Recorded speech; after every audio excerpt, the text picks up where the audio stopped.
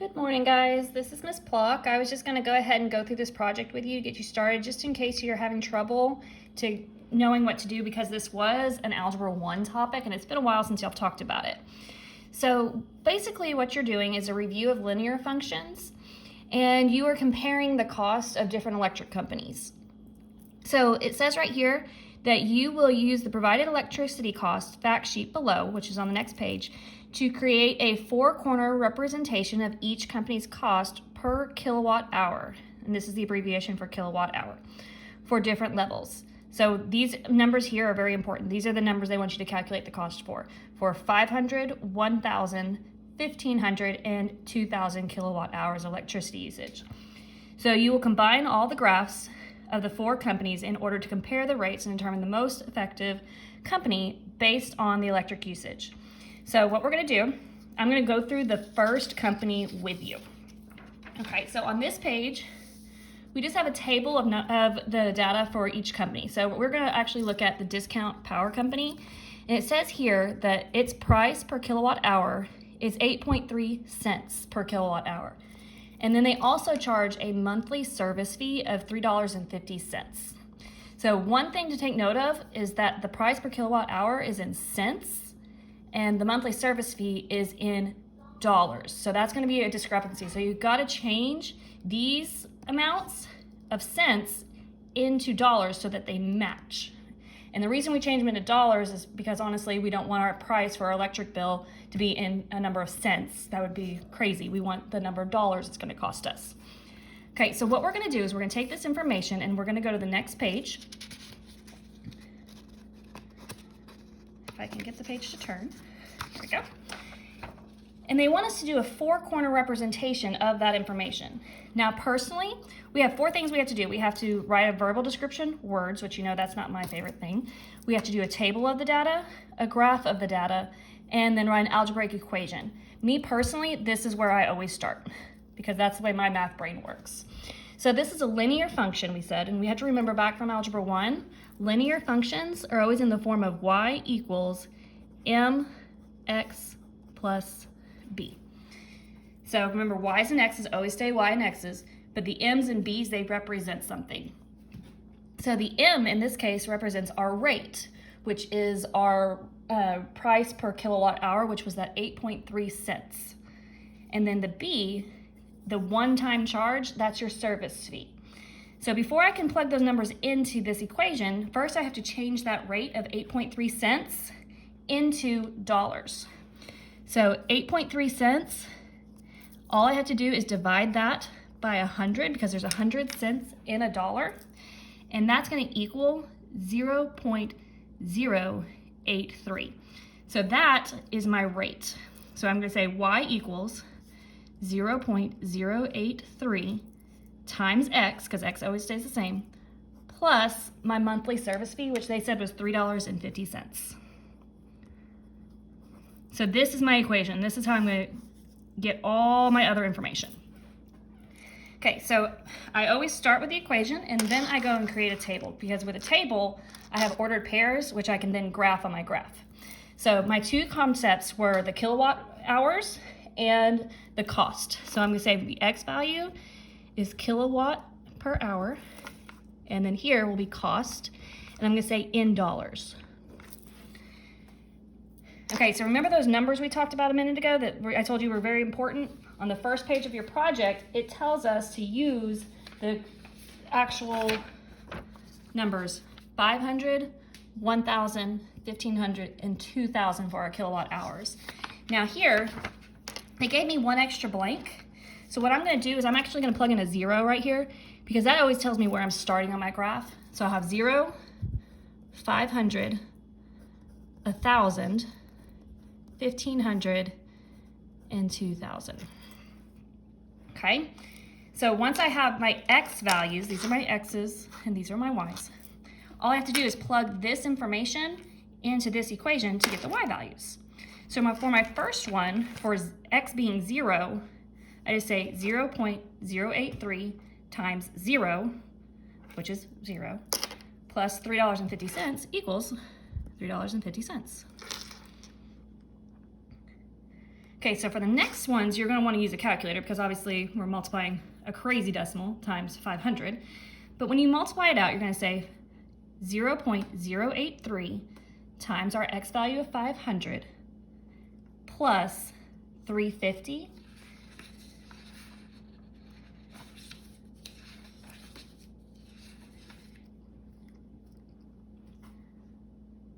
and that will give you $45.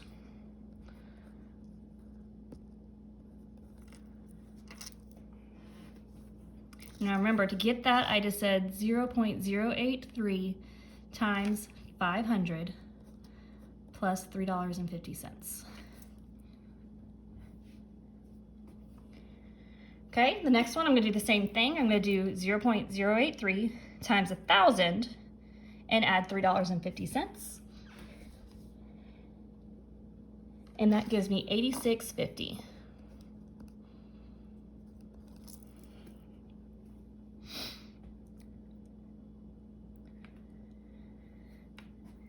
Okay, for my next one, same thing. Just do this number times 1,500 and add $3.50.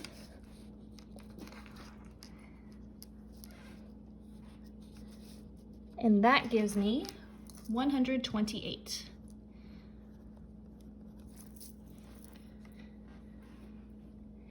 And then for the last one, 0.083 times 2,000 and add 350. And that gives me 169.50.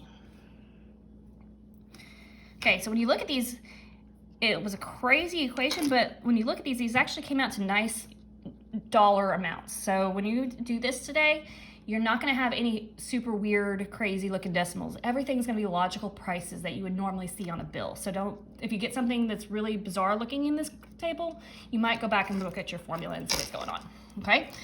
So now that I have this, I need to graph it on my graph. So I have X and Y. So I'm gonna just move up just a tiny bit. So the X axis, that's this one here, is going to be my kilowatt hour. So I'm gonna label it KWH down here. And then my Y axis is gonna be my cost in dollars. Okay, so before you actually start plotting points, you have to say, well, a scale. How am I counting on this grid? So when you look at your graph, the highest number we get to for the y-axis is 169, so we'll say 170-ish. And the highest we get for the x-axis is 2,000. So let's look at this x-axis first. We have 0 to 2,000 is where we need to go.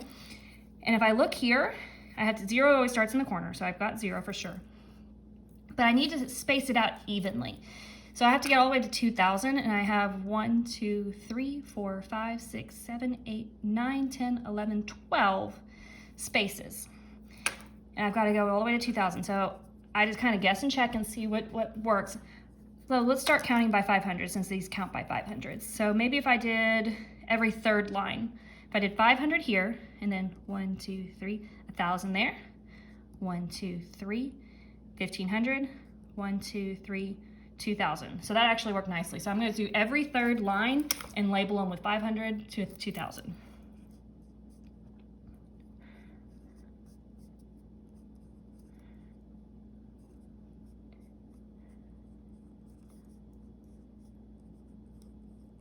Okay. And I need to do the same thing with my cost. Now these numbers aren't as easily to put on the grid. So I would recommend maybe going up to 200 because 170 is pretty close to 200 and that can give you a good stretch throughout the graph. And it is a square, so it's got 12 spaces this way as well. So maybe if we count by 50s instead of 500s and see how that works. So if I do every third line, 1, 2, 3, that's 50. 1, 2, 3, $100. 1, 2, 3, 150. 1, 2, 3, 200. So that actually worked very nicely as well. So every third line, I'm going to do $50 increments. So we have 50 here, then 100, 150, $200. Now, obviously, we're not going to go to the very top of this graph, but we wanted it spaced nicely. So remember, whenever you have a graph, these are just ordered pairs. So if I had the ordered pair 0, 3.5. I would go over 0 and up 3.5. Now real quick, I'm going to switch to a pencil because let's face it, this grid is very tight and I could easily make a mistake. So give me just a second to grab a pencil.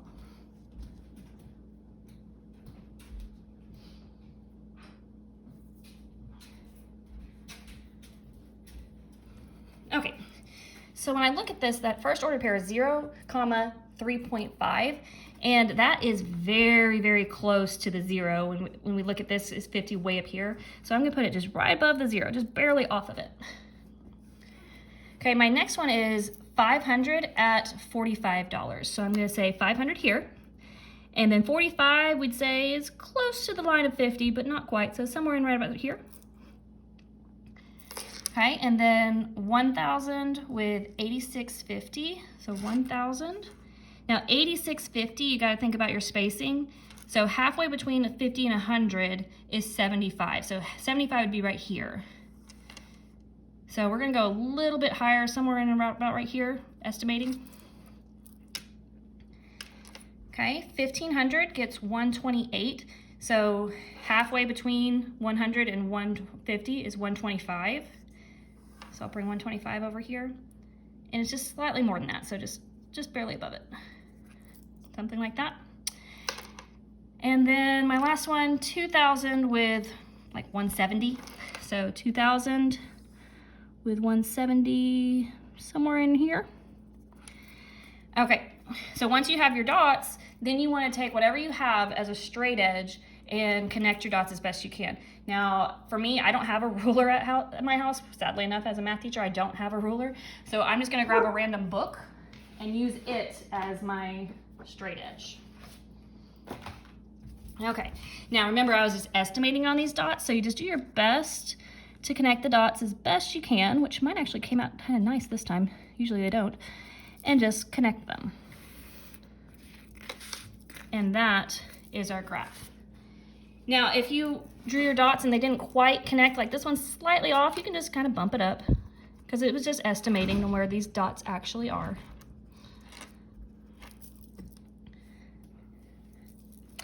Okay, and the last thing they want is a verbal description, okay? So up here, they want us to write in words, which you know, guys, words is not my thing, math is my thing.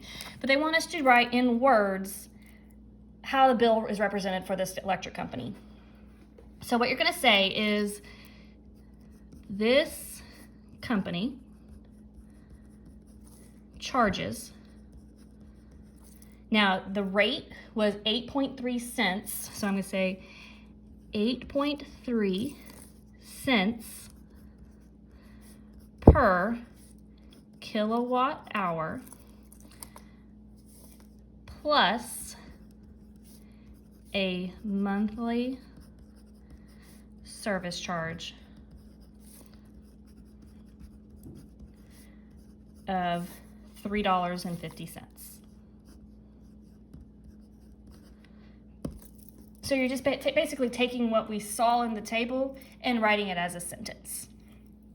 Okay, so that's an example, really the first fourth of your project, done for you. Now, key things to remember is this step right here, changing the cents to dollars by dividing it by 100. And really, guys, all you have to do is take that decimal point and bounce it over 2 places to the left, and that will give you this number. That's your rate, and then whatever your monthly service charge, that is your y-intercept, okay? From there, these numbers, 0, 500, 1,000, 1,500, 2,000, will be the same for every single one. Here, you plug these values in to your equation to get these values. Now, once you're done with that, you go do your graph. The spacing should work out for all of them the same. So if you want to use the same scale on all of your graphs, it will work. Graph your ordered pairs and then write your sentence. So you're going to do that for all the rest of the companies. And then once you're done with all 4, the next step is they want you to combine those 4 all onto one large graph. So page, I believe, 6 of your project, they give you a large grid and they want you to take all of these graphs and basically overlap them. Okay, so I'm gonna give you a glance of mine. It's just a rough sketch of it, but I'll give you a glance of mine. Now notice I color coded. So when I came out to the side, I actually put a key saying which color is which company. And you just do your best to graph it just like you did before on the small ones, just on a much larger scale with overlapping colors, okay? And then from there, once you have this piece completed, your last step is to do the questions. Now, one question I've had from a lot of students, number 1 here, it is not a multiple choice question.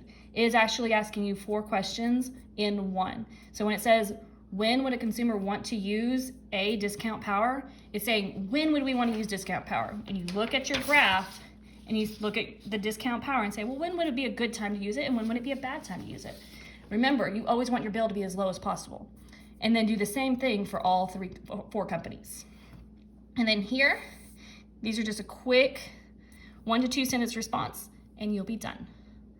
Hope this helps. See you guys hopefully soon, and I'll be posting more videos to help with the upcoming projects. See you guys later.